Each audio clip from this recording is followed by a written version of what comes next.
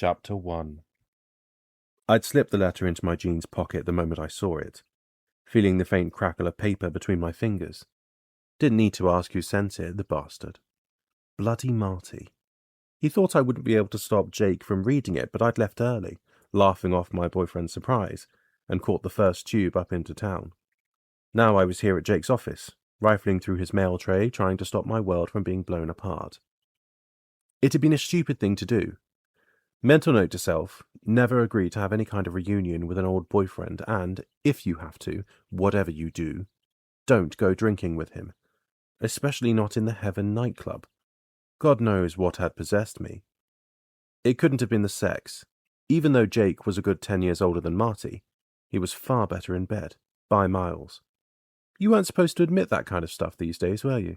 But it was true. Jake always took his time, I liked that. Even now, the thought of him doing the kind of stuff he did with me made my cock push against my fly. I shook my head and tried to ignore it, couldn't afford to be slowed down by anything. Because I liked Jake. I mean really liked. Since I'd met him, early spring at his work do of all places, my life had improved beyond all belief. I was off the drugs, almost. I'd gone easy on the drinking, and even the boss was smiling at me more, now and then.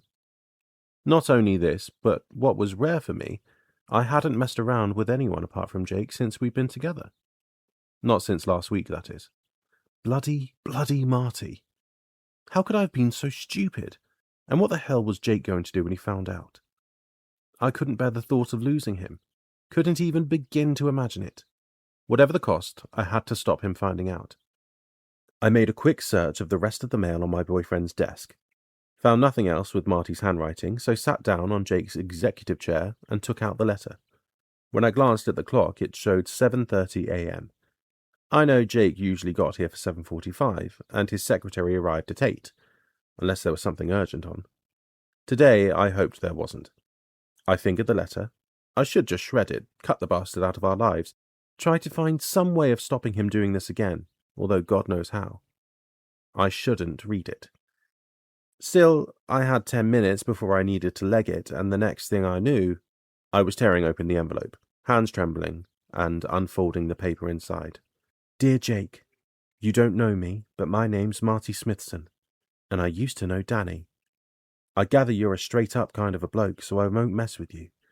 You think Danny's clean from the drugs now, but I think you should know he isn't. At least not by the amount of skunk he smoked outside Heaven when I met up with him last week. Thursday night, if you're interested. Don't know what you were doing then, but I sure as hell know you weren't doing Danny. That's because I was. I like revisiting old pastures once in a while. For your information, we did it twice. Once in the gents, and once outside by the bins. He was up for it both times. Maybe he's told you all this, though. In the new, civilized, totally honest life he apparently has with you. I certainly hope so. With every good wish, Marty Smithson. As I read it, I felt my face colour up and my hands started shaking. God, the bastard! I could just see Marty's smug smile while he wrote it too. If he were here now, I'd wipe his smile off his face. Big time.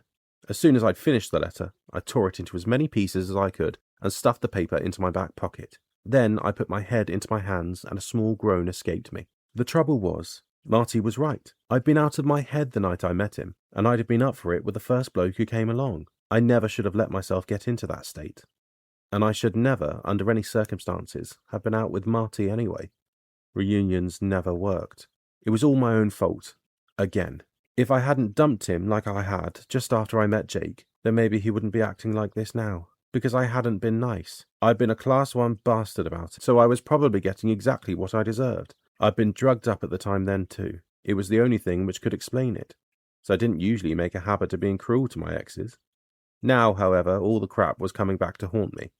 I should get going. No time to mope. I sprang to my feet and patted the scraps of paper, making a small mound in my jeans back pocket. It felt like they were burning a hole through the denim. At the same time, Jake's office door swung open and his PA, Miranda, marched in, all high-heel shoes and executive charm. Her eyes widened when she saw me, and she stood stock still, holding her tablet a little closer to her chest, as if I might be about to leap over the desk and mug her for it. Mind you, I couldn't blame her reaction.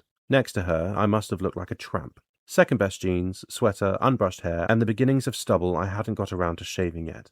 "Hi," I stumbled sideways, banging my knee on the table edge as I did so and trying not to swear.